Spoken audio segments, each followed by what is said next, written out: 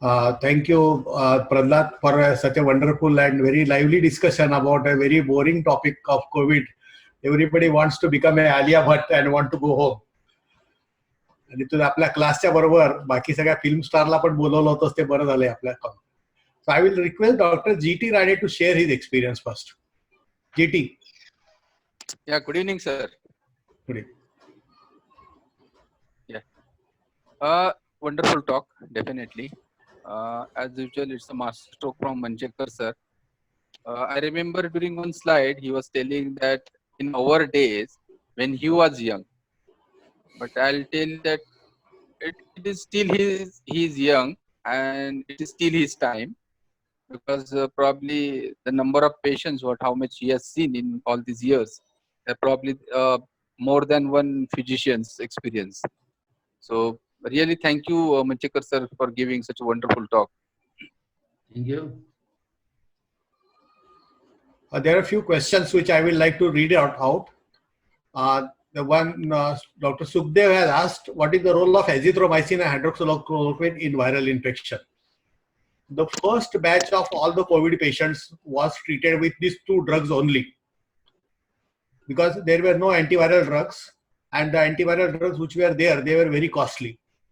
But if you combine azithromycin as well as hydroxychloroquine together in very high dose, there is a chance that the person is likely to get a prolonged QT syndrome and likely to get a cardiac arrest.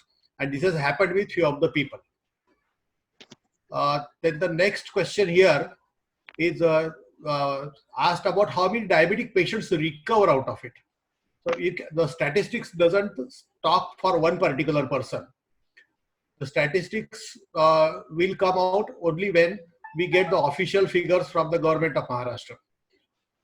But very simple rule that more the comorbidities, more the likelihood of mortality. And I can tell you a full cricket team of mortalities.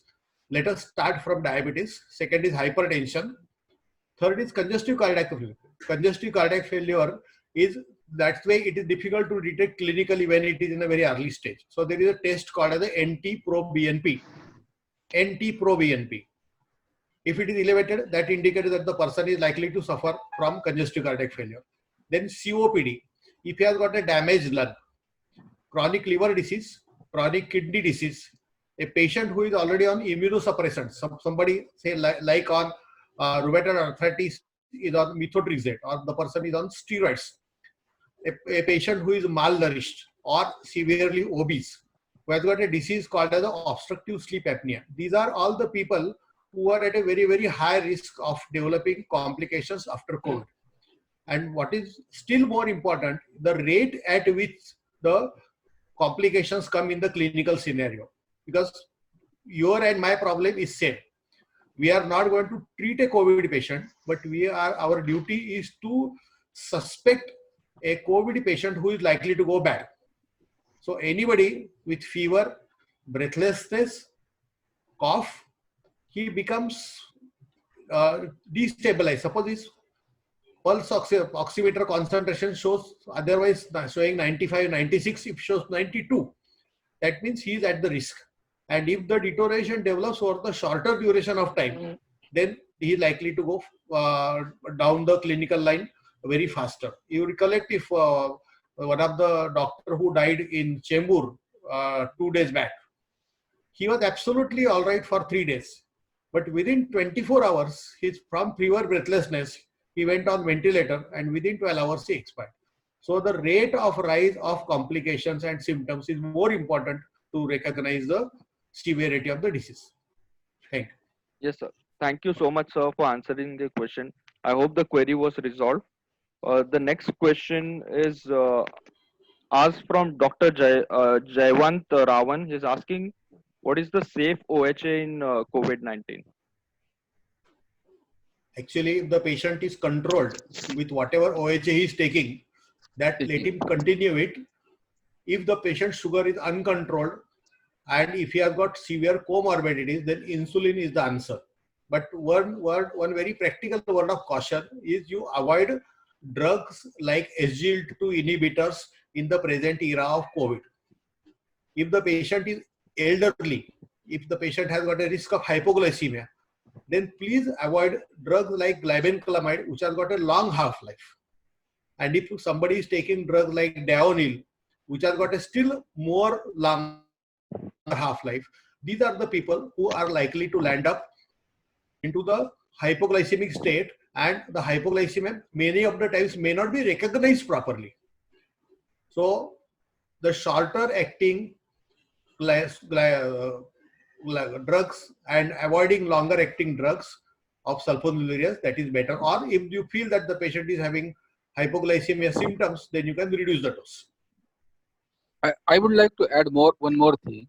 As Yes. sir said, yeah, uh, whichever drug patient is taking, and if the sugar is controlled, please do not Hmm. try to change the medicine. No, it may Correct. work very badly for the patient, badly, because you'd never know which drug will be working better for the patient, or which work even if a better drug like DPP4 inhibitor or newer drugs, SGLT2s. although they are good, may GLTs may increase the sugar, and that may no put the patient at very high risk. So Yes. the word of caution is, if you are if patient is doing good on one particular combination, please do not change it. Yes. Thank you so much, Dr. Rane, for giving an insight, which was really helpful. I hope the query was resolved. The next question is asked by Dr. Bharat. Dr. Bharat is asking, it is said that there is no clear-cut evidence of hydroxychloroquine as far as the treatment and prophylaxis is concerned. What about the trials in France is concerned? What is the role of ARBs and inhibitors? Bharat, you are raised a very, very pertinent question. See, the problem with ARBs and ACE inhibitors, it was discussed in all the national level organizations, and a final conclusion was made that these drugs are quite safe. You should not stop them. Then the French trials, for that matter, any trials which is either coming out of China or France or Italy or USA, they are not yet that conclusive, because sometimes the number of people, the number needed to treat in such type of trials is so less. I can just give a one line summary that our ICMR is really wise, and they are thinking of people, of corona warriors who are treating the patients. So you please consider every patient coming to you as a potentially COVID-19 patient, and please take hydroxychloroquine weekly prophylaxis. The controversy regarding hydroxychloroquine, then remdesivir, and all other drugs is going to continue, because there is a very, very big pharmaceutical lobby behind all this. Remdesivir costs so high that sometimes the patient may feel that, okay, even if the patient dies, nothing is going to happen. But the amount of money which you are going to lose on such kind of drugs is very, very high. But hydroxychloroquine, for Indian population, it is safe. Thank you. I hope the query was resolved. Thank you, Dr. Kulkarni, for answering the query. The next question is asked from Dr. Rawal. Dr. Rawal is asking the role of steroid plasma therapy or placenta therapy in COVID treatment, window period specification. Dr. Rane I will said- like to answer. Yes, I'll answer, sir. See, the role of steroid in early stage. There was one study which said some controversial role in using steroid right from the beginning of the infection, when the patient is not very critical. But there was one study from Italy which said that if we use steroid, lower dose of methylprednisolone 40 to 80 milligram, when the patient is getting more breathless, just to reduce the inflammatory changes in the lung, that there was a hope, a better outcome. But subsequent studies saying that steroids used at a higher dose, or steroid using rampantly for every patient, was not conclusive. So in my opinion, steroids should be reserved for the people, those who are really critically bad. Those can be monitored very closely in ICU, and there is a definitive call from an intensivist that yes, the steroid may be helpful in that particular patient, then that call should be taken. BJ Shinde, can Bilal, you hear me? can you make him? Okay, okay, sir. I'll just do that. Bilal, Dr. can you BJ unmute BJ Shinde? Shinde? Yes, sir. The very good way to interact with friends also. I can see Dr. Shiv Kumar Kolhapure from Gadhinglath. So it is all pan Maharashtra conference. And the highest number I saw was almost 78. Dr. Taishetty is also there. I am missing Dr. Redkar. He was Dr. there Redkar, initially. Dr. He was Redkar, there, Dr. but- Milind Kulkarni, all our good friends from API Konkan chapter. You can see even Dr. R.R. Pawar, one of our classmates. Is Dr. Vijay Shinde there? Oh, I'm not able to see him, sir. Okay, ठीक है. Must have left. Dr. Banjekar, you can just give him a call and then. Okay, There's okay. one more question. Bilal, I will read it for you. Yes, sir. There is one Dr. Sukhdev, just now 8 p.m. Patient came with severe breathlessness with no history of asthma, and that the patient first came to me for toothache 3 days back. It's very difficult to comment upon the clinical situation of this person because unless whether he has got fever, whether he has got any chest signs. So Dr. Sukhdev, it's very difficult, but you have to be very on the high side of the suspicion of COVID-19. So this is a very good question that one of the doctor has asked about role of heparin and other drugs. जरा experience सांगायला. Hello. Dr. Bharat has asked a question about role of low molecular weight heparin, aspirin to prevent complications of COVID. See, the complications of COVID were initially considered only as a respiratory and ARDS, and that too ARDS with a malleable lung and ARDS with a very heavy non-negotiable lung where you require high levels of positive end expiratory pressure on the ventilator. Then there was one big trial one big study came from Italy. It stated that it is not only the problem of respiratory system, but it is a problem of coagulation disorder as well as for the problem related to the oxygen transport. So there the role of low molecular weight heparin, aspirin has been tried by so many places, but it all depends upon the overall clinical picture. You cannot just pinpointed say that as a blanket, I will like to give you these medications for this because these are double-edged swords. You just think of low molecular weight heparin. If the low molecular weight heparin, if you give some suspicion of coagulopathy and if the person starts bleeding, then you are ultimately going to answer that what was the rationale on which you had given this patient low molecular weight heparin. Sometimes there are people who even have granulocytosis or they bleed even with one single tablet of aspirin if they are sensitive to that. So it's a bit safe about these kind of therapies which are not proved in the things. GT, what you want to add anything? Dr. Anil? No, sir, you're right. No, that's right, sir. We cannot use, that is what I said during the steroid also. We are more in an evolving stage to understand what is this COVID-19. So as the time passes, more studies will come and then we'll be in a state to say that yes, there are some conclusive data. But still, whatever data is coming, we cannot use each and whatever things are available as a blanket therapy. We have to use each and every therapy by each case by case basis. It cannot be generally applied to all patients. Right. So our high end of suspicion clinically is the most important thing. There is one more clue which I would like to share, Dr. Prahlad, with everybody of you. You got a patient who is having this cough, fever, breathlessness, but apparently he looks normal to you. What you can do is you take his pulse oximetry and ask him to walk for about 2 minutes. If his oxygen concentration drops down, this is called as the exertional drop of oxygen concentration. This is the person who is likely to go into problem later on. This is not a proved test. This is just a clinical way in which many people have detected patients who are likely to worsen. And very simple test, if you are going to do a CBC of the patient, please see the lymphocyte count. Lymphocyte count, if it is around 1000 or less, very high chance. And there is something called as the NLR, neutrophil lymphocytic ratio. Right. If it is more than 3.13, then again it indicates more possibility of a COVID-19 infection.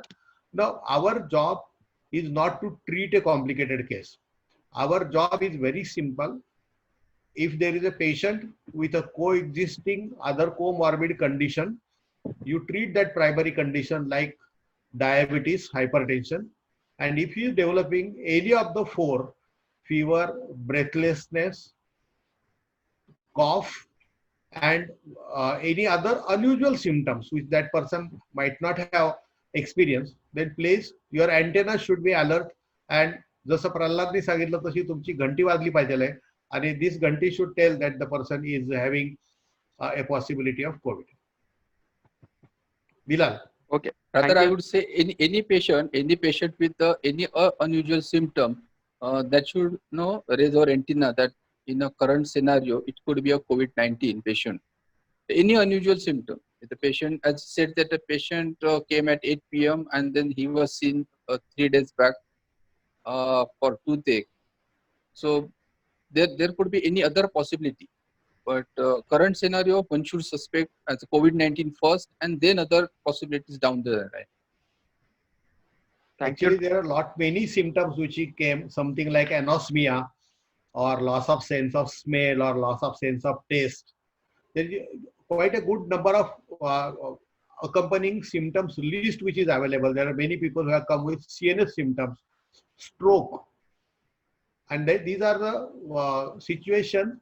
See, we are all clinicians. We are not, doctors who sit in a 35-storied building hospital in air-conditioned consulting rooms. We are like Dr. Manchekar, Dr. Bijay Shinde, Dr. Kolhapure, and our colleagues. We are hardcore clinicians.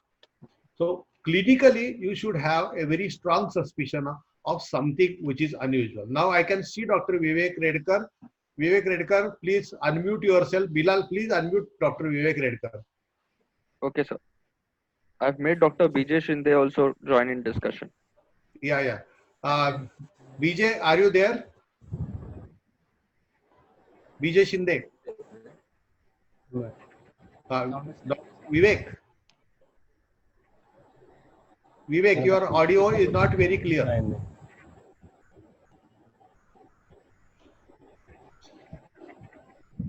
Hello, Vivek, can you hear me? Dr. Ubhay, you have got a question? You have said a question in the chat box. Okay, there's one more question in the chat box, sir. It is from Dr. Rajendra Gavaskar. Dr. Rajendra is asking the role of ICMR regarding guidelines about testing and quarantine seems to be fluctuating and confusing. Please elaborate your views on that. Okay, Rajendra, these are not guidelines. They are misguidelines. They are more of guidelines because every day the guidelines change. So we are like obedient servants. We have to follow ICMR without any whatever they fatwa te काढतात ना त्यांच्यातलं ते करायला पाहिजे. Now Dr. Sanjay has asked, is there any autopsy findings suggestive of DIC? See, this is something really very sensitive, and Dr. Vivek Bijay will agree to me. Unfortunately, whatever the situation is, Maharashtra is going on till today, and all the top people in even the steering committee of COVID also, they are either our students or our good friends. But this law of pandemic prevents you to do any autopsy.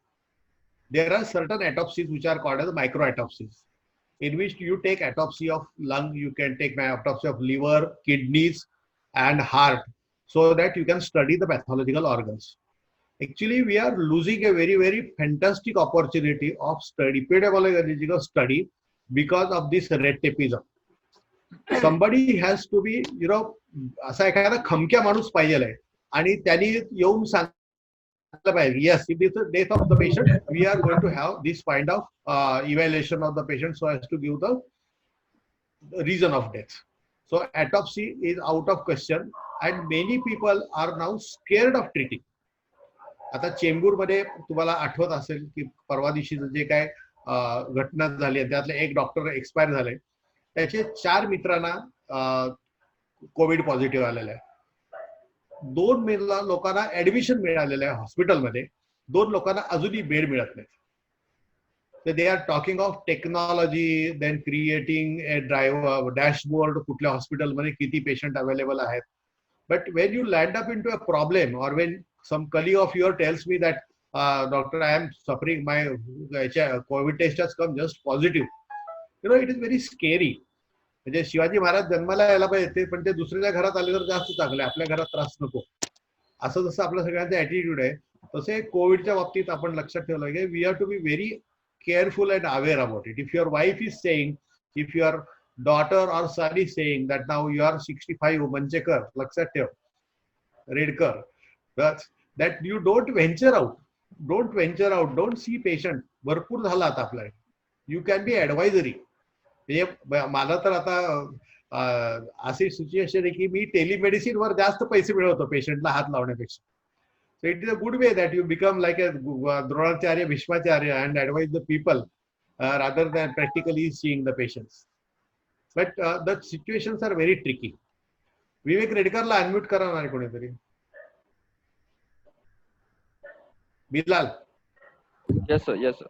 Hello. Yes. He is unmuted. Actually, excellent presentation, Sri. Thank you. Can you listen me? Yes. Yeah.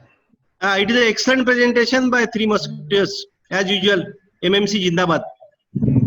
Actually, I would like to ask you very interesting discussion and question which I asked you in the initial Yes. presentation of Last time webinar. also. Huh? Okay. Yes. Very important thing is, in the quarantine, with so many people, young people ask who has got maturity onset diabetes of young or some those type of people, they ask whether COVID is or corona is a sexually transmitted disease like hepatitis B. And what are the reports now available throughout the world that whether a couple can keep sexual relation if a patient is positive for corona or even they are negative for corona, and because we are not knowing as such because test is not done.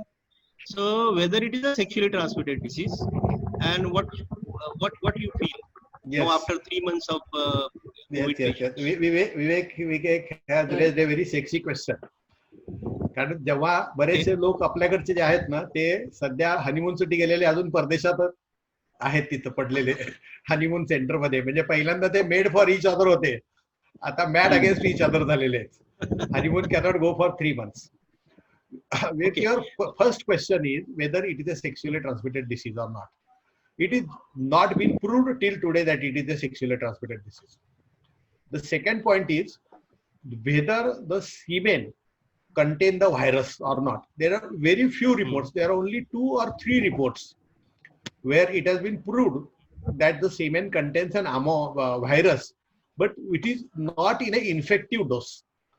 So if you consider that's right. Yes. And if it is not in infective dose, and if the normal sexual practices are concerned without aberrations of any other way, then there is nothing has been proved that you can put COVID-19 as a STD. But if you go back to the history, when HIV came, when it was around 84, 85, 86, we were studying HIV.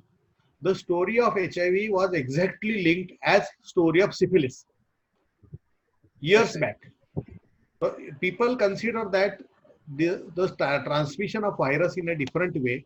But for your question that if the couple uses a proper method of contraception, like good quality condom and all other possibilities, then there should not be any problem in having the normal relations with it. On the contrary, the problem is related that everybody is waiting for the lockdown to be open and have a free life as early as possible. Thank you. The doctor, Vibanshu Ubai has raised his hand. Vibanshu, can you talk or can you type a question? Hello. No, before my sir please speaks, I would like to ask one simple question to Dr. Manchekar, because in COVID all over the world, not the pediatric deaths are not that much as compared to adult death. Can you listen? Yeah. Me? Yeah, yeah. Pediatric deaths are not common as to adult death. So is it because of immunization? One. Second, a diabetic patient or any patient of our age, whether he should get immunized for influenza and pneumonia vaccine. Yeah. That is to S.V. Kulkarni. And one Yes. question to you, whether pediatric patient, why they are not suffering, why they are not dying. I have never seen a death in a pediatric age group in India. In China, in Wuhan even, only 4 or 5 pediatric patients died. So Yeah. whether it is because of BCG or smallpox vaccine or something like that, or some other herd immunity is playing role in pediatric group. Vivek, I refer to this topic in my talk.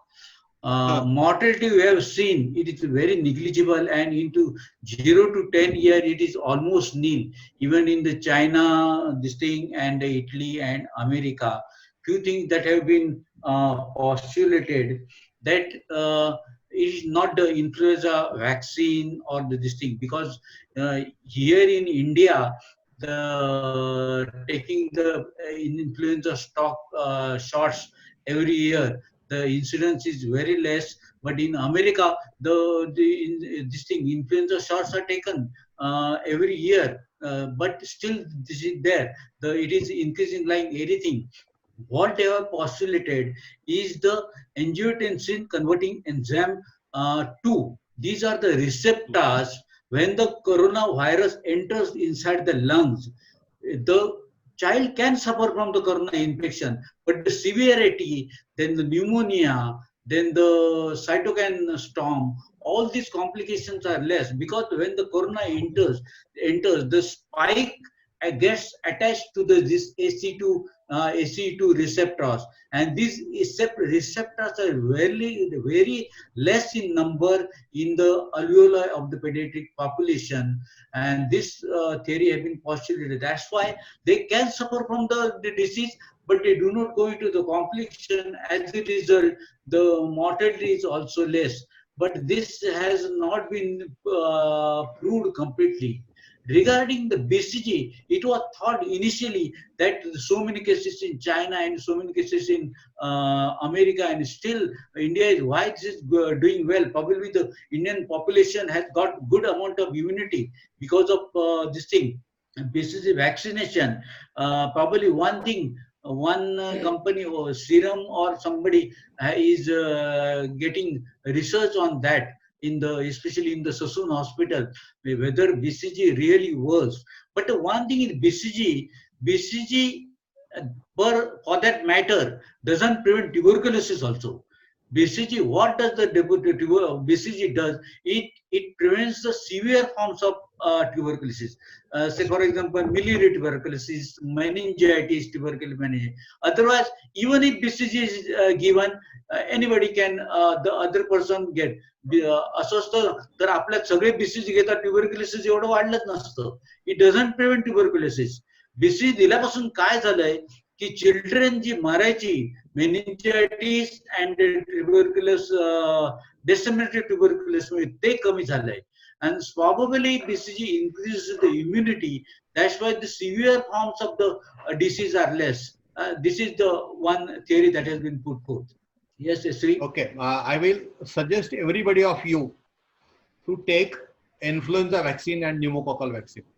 Absolutely Because right. That's what I was telling. Absolutely right. All doctors must take this. The flu vaccine costs anywhere between 900 to 1500.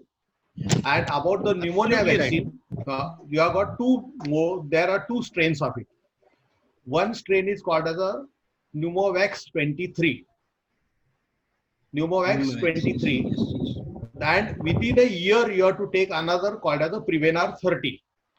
And if you are having disease like COPD, asthma, chronic liver disease, alcoholic